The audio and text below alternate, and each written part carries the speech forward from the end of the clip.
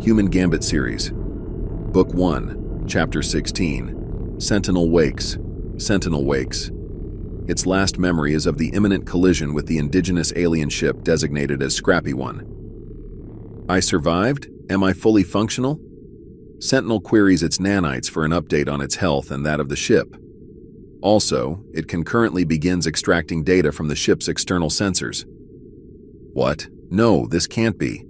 Sentinel can see that its ship is now mostly inside another vessel, most likely the indigenous alien vessel designated as Scrappy One.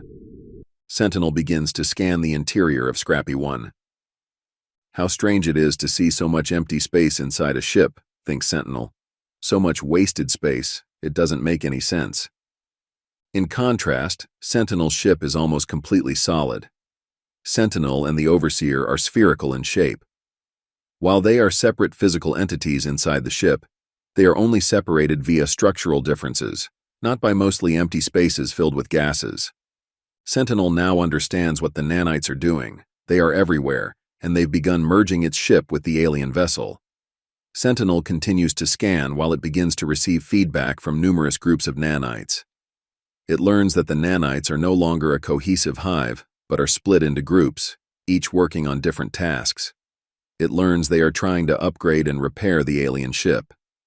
Then it learns they've also kept one of the organic aliens functioning and are in the process of repairing it. What a mess, this is all my fault. The Overseer will report this back to the Progenitors and they will decommission me. What should I do? Should I extract my ship out of the alien vessel and jettison everything? I've got to know what the Overseer intends to do. Sentinel. Attention, Overseer. No reply. Sentinel. Attention, Overseer. Still no reply. Either the Overseer has decided that I am corrupt and will no longer interact with me, or it is damaged and still being repaired. Sentinel queries the ship's power source and finds that while the Overseer's power usage is low, the power usage of its repair nanites is high.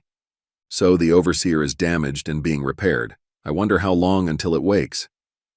Luckily, the Overseer did not expect to survive the collision and did not instruct its nanites to activate emergency repairs before the collision like Sentinel did.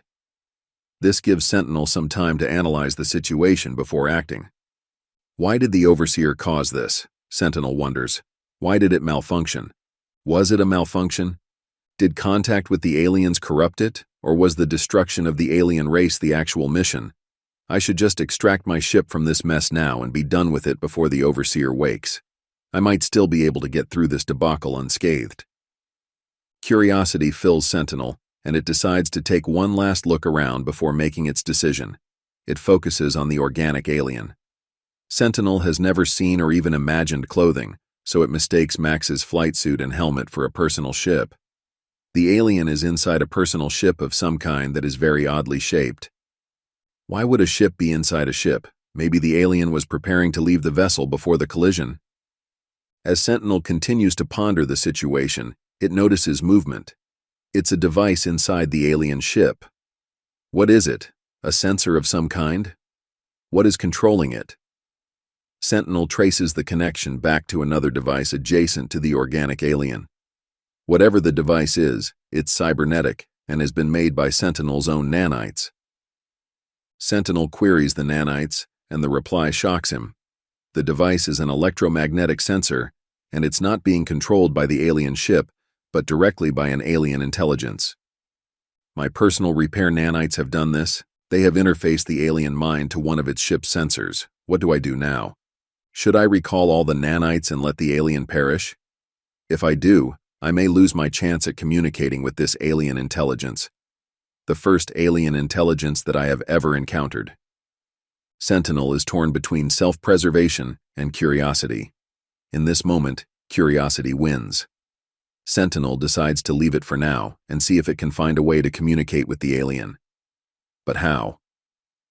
Sentinel begins sifting through the communications broadcasts being emitted by the alien's home planet in an attempt to learn more about it.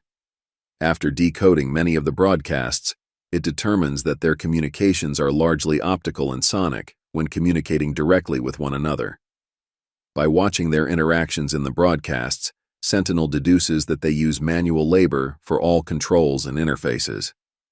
Amazing! They use their organic appendages to push what they call buttons, or to manipulate touchscreens, and then receive feedback via specific photonic electromagnetic ranges emitted by devices called displays or monitors, and vibrations of gas molecules called sounds. The more Sentinel intercepts and decodes the myriad of broadcasts, the more it understands.